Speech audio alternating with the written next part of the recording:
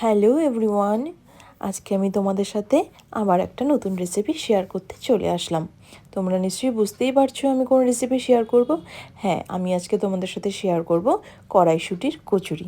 তার জন্য আমি প্রথমে কড়াইশুঁটিগুলোকে ভালো করে খোসা থেকে ছাড়িয়ে পরিষ্কার করে ধুয়ে আমি এখানে পেস্ট করে নিয়েছি। এটা কিন্তু খুব ভালো মিহি পেস্ট করতে হবে। তারপর আমি এদিকে কড়াই বসিয়ে দিয়ে তাতে দিয়ে দিয়েছিলাম সাদা তেল। তারপর আমি এখানে দিয়ে দিলাম হিং। কড়াইশুঁটিতে কিন্তু হিং অবশ্যই দিতে হবে।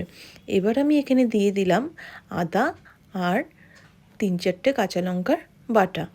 এখানে কিন্তু তোমরা চাইলে কাঁচা লঙ্কা দুটোও ব্যবহার করতে পারো। এবার এগুলোকে খুব ভালো করে ভেজে নিতে হবে যতক্ষণ না পর্যন্ত আদার কাঁচা গন্ধটা চলে যায়। এবার আমি এখানে দিয়ে দিলাম স্বাদ মতো নুন। তারপরে আমি এখানে দিয়ে দিলাম সামান্য পরিমাণে চিনি। তারপর আমি এখানে অ্যাড করে দেব আগে থেকে বেটে রাখা কড়াইশুঁটিটা। এটাকে দিয়ে খুব ভালো করে আমাদের নেড়ে চেড়ে নিতে হবে। যখন আমাদের কড়াইশুঁটির ময়েশ্চারটা চলে যাবে, যখন এটা ড্রাই হয়ে আসবে, তখন আমরা এটাকে নামিয়ে বাটিতে রেখে দেব আলাদা করে ঠান্ডা হওয়ার জন্য। এই পুরটা ঠান্ডা হতে হতে আমরা এখানে ময়দাটা ভালো করে মেখে নেব। তার জন্য আমি এখানে নিয়ে নিলাম ময়দা, দিয়ে দিলাম আমি এখানে সুজি। আমি কিন্তু এখানে গোল্ডেন সুজিটা ব্যবহার করেছি, তোমরা চাইলে কিন্তু এখানে সাদা সুজিটাও ব্যবহার করতে পারো। দিয়ে দিলাম স্বাদ মতো নুন, দিয়ে দিলাম অল্প পরিমাণে চিনি। এবার সবগুলোকে খুব ভালো করে মিশিয়ে নেব। তারপর ময়ান দেওয়ার জন্য আমি এখানে দেব সাদা তেল।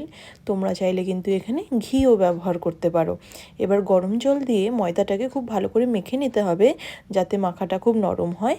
তারপর আমি ওপর থেকে সাদা তেল দিয়ে 10 থেকে 15 মিনিট ঢেকে রেখে দেব। তারপর আমি এখানে দেখো লেচিগুলোকে কেটে নিয়েছি। তারপর হাতে নিয়ে আমি মাঝখানটাকে একটু গর্ত করে নিলাম যেন আগে থেকে করে রাখা কড়াইশুঁটির পুরটা এর ভেতরে আমরা দিয়ে দিতে পারি।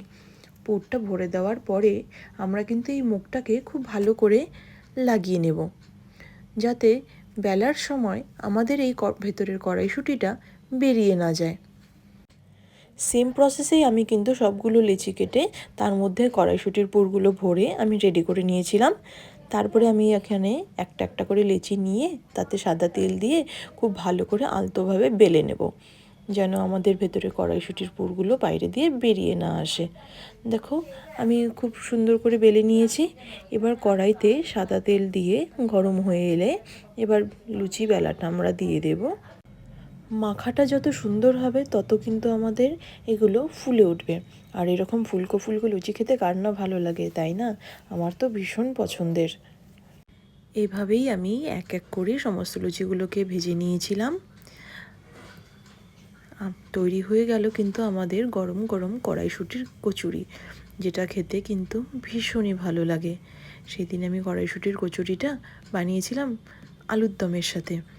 এবার আমার বাবাইকে খাইয়ে এটা একটু খেয়ে দেখো তো কেমন হয়েছে, ওর কেমন লাগলো। দারুণ। সত্যি বলছো? তোমরাও কিন্তু কমেন্টে জানিও তোমাদের কেমন লাগলো। Thank you.